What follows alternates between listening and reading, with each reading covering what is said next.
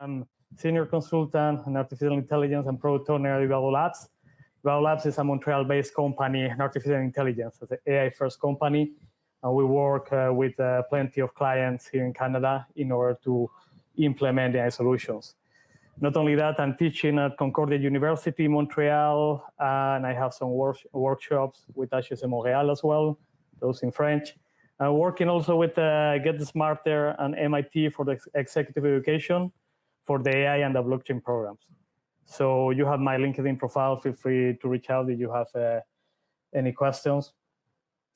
So when we're talking about managing AI projects during COVID-19, I see as a two-step problem. Basically, we have the managing AI project, which is already very challenging. And the second part is how to adapt during the COVID-19. So I will structure my presentation on that. For the first part, I have been insisting a lot with AI folks, with the industry, with my students, because I wanted to show that managing AI projects is not like managing traditional projects. So in the beginning, we could see in the industry how most of the companies were hiring data scientists and trying to get some value from that. And after that, they were hiring more data scientists to get even more value, but most of the projects were failing. So we realized that we needed different profiles on the teams, and we need people managing the AI projects with some knowledge of the complexity of these projects. So I have a structure, what I call the complexity of the AI projects in 3 steps. The first one is not new. It's not about COVID-19. It's the complex project lifecycle. This is a source from Microsoft Azure, but you have different versions. But basically, you have a lot of tasks from different folks on the team for modeling, for data acquisition, cleaning, collecting, integrating, etc. You have all the modeling, all the deployment. You have the business side. You have all the stakeholders. So it's very complex. This complexity brings a lot of value, but obviously you have also like different profiles, different backgrounds. You have scientists, engineers, business people. So I put this article, it was very famous a few years ago, saying that data scientist is the sexiest job on the 21st century, which is true, it's very cool as a job, but the trend was to believe that only data scientists could do the job on a project. It's not true.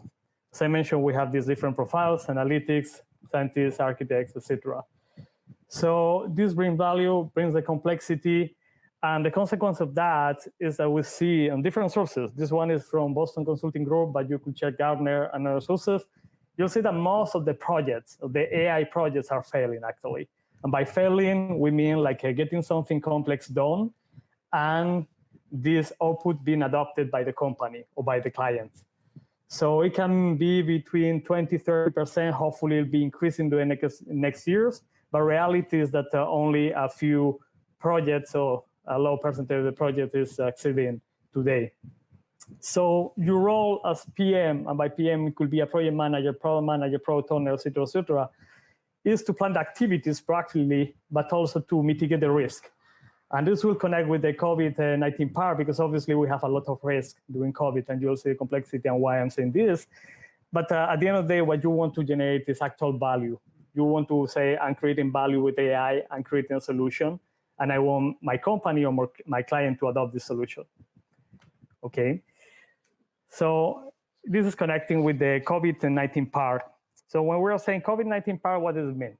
We're saying that we are working all at home, hopefully, and it's the same in most of the countries, and you're interacting with your colleagues, with your stakeholders, and you have different levels of complexity.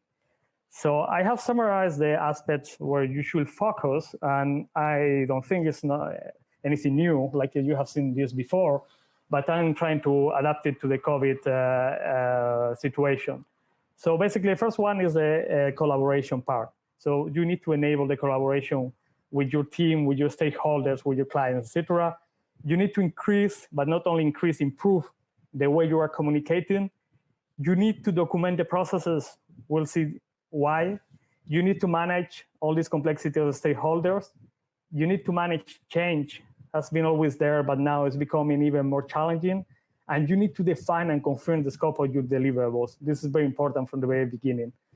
And trust me, all these 6 points will help you to reduce the risk, to mitigate the risk. So we go one by one. The first one, enable collaboration. Both processes and tools are key. Yes, the processes are key because you need to interact with the people. You need to understand the complexity of the project. And again, it depends on the project you are managing. This is an example from Quantum Black, a McKinsey company, and they are showing the interaction between different team members for an AI project. And you have designers, you have data engineers, data scientists. You need to understand this complexity. And as a project manager, you need to enable your people to communicate and to collaborate in a daily basis. For this to happen, you need the tools. And again, it's nothing new, but some companies weren't there yet. You have the boards like a Jira platform, Confluence platform for collaboration. Communication is key. Platforms like Slack or any other like this one will help to enable collaboration, offline collaboration, and offline communication. Obviously, you have that offline communication, but you have also the online and the direct communication. And it's not only with the team, it's also with the executives, with the stakeholders. And in this case, I have been doing a lot of research and talking to different colleagues in the industry, and they were mentioning that this case, we need to increase the level of communication. We need to exaggerate a little bit, but we need to do it properly. Why? It's because we're increasing the level of communication, but it has to be very precise. So I'm putting two examples here. The acceptance criteria, for example, if you are asking your technical team to complete a task, you need to be very precise in the way you define the task, so you have the same understanding than the person who will deliver this task. And also, you cannot exaggerate in the sense of putting a lot of meetings, because that will impact also the dynamics with the team. As you know, and most of you are technical, so probably you are saying, I don't like to have a lot of meetings. I want to develop. I want to create my model. I want to deliver results. But communication is key. So from the business side and from the hybrid side, we need to ensure that we are all communicating and we are producing meaningful value in these meetings. And obviously, coding and documentation rules, always important, but in this case, it's even more important in order to avoid some drama in your project. After that, the documentation of the processes.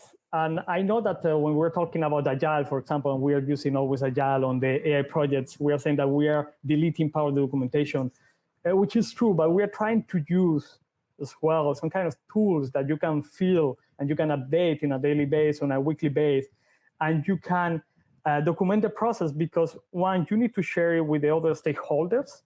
And this, in any AI project, you need this because it's complex and we have different backgrounds and different understandings. And also for the follow-up of the project, I'm showing you an Agile velocity chart from Jira. So basically a kind of information you can generate automatically today with this kind of tools. And based on this, you will provide this visibility to your stakeholders. So this is an important part, even if we say that we are with documentation, but we need to document the processes. The fourth one is managing the stakeholders. And by stakeholders, we have different realities. It's not the same for me as IVADO Labs, for example, than the Wahida, Scotiabank. We have different kind of stakeholders, but which is obvious is that we have the technical team, and then we have the rest. We have the technical folks, developing, engineering, et cetera, and then the rest. And the communication with them and what we need to get from them is different depending on who is the stakeholder and the reality of the project.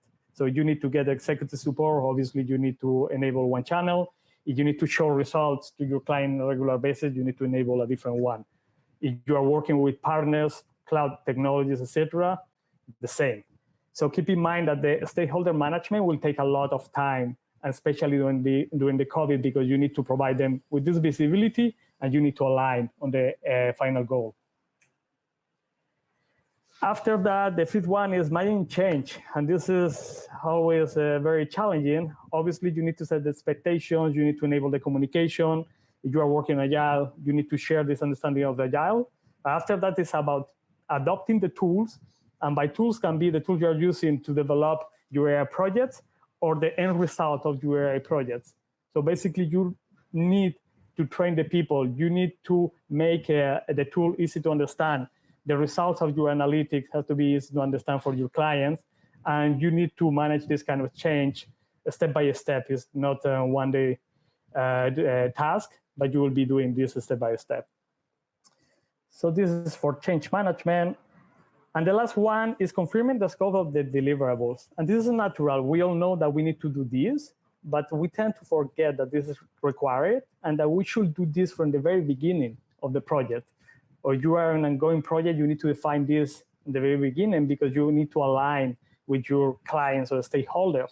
So basically you will have all the developed code, obviously, all the data pipelines, the result, the input or the output of your models, all the transformed data after the ETL process. You have the conclusions, analytics, the so what of that. You have the documentation, again, document what you're creating, the pipelines, the code, the transformation, etc., because you will need to show this at the end of the day. And after that, you have also the knowledge transfer sessions.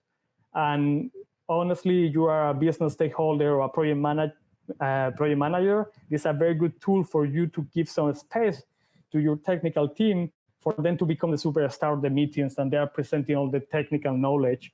And at the same time, you are guaranteeing that the client is understanding the goal of the solution. So these are very important points, but again, we tend to forget this. So these are just some key insights about my experience on managing AI projects during COVID-19 that you can imagine is not that long because COVID started just a few months ago. But I want you to reflect on this. I want you to think, how could this apply to other situations, to what we call the new reality? So obviously we are saying we're going back to normal, but people will continue working from home some days, and that's good, right? That's interesting, new ways to work, but you need to apply this kind of principles and to understand this kind of complexity because the new normal is this. And by the way, the new normal was already the normal for a lot of companies. So keep in mind that this won't be only during the COVID-19.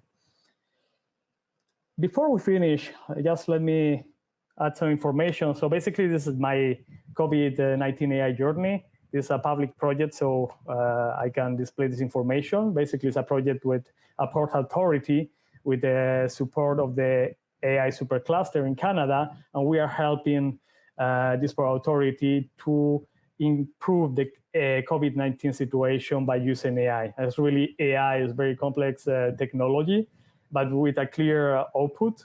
And honestly, it's a great experience to tell this kind of hypothesis on what are the challenges while managing AI projects. So you have this information available, and there's this article on Le Devoir, so you can practice your French. After that, remember the market is evolving. Hybrid profiles are in high and growing demand. This is very important for you when we are talking again about managing AI projects. You are not technical enough, you are not built enough. You need to be both of them, and you need to understand the technical complexity. So continue training yourselves, continue reading, continue looking for information in order to develop what I call the 360 degrees view of the artificial intelligence. And for that to happen, my recommendation of different books, it could be something different, but I think that it's a very nice list of books. You have a 100-page machine learning book from this guy from Gartner in Quebec City. It's more technical. After that, you have prediction machines. It's from the economy point of view. Big data MBA is from the strategy point of view. A Scrum guide, even if it's not AI, you need a Scrum in order to understand how to manage AI projects. The AI transformation playbook from Andrew Ng in the United States, Land the AI. And the AI organization is a new book from the head of AI, Microsoft, David Carmona. So I really recommend you these readings because if you get all together, you will see the same topic, artificial intelligence, from different angles.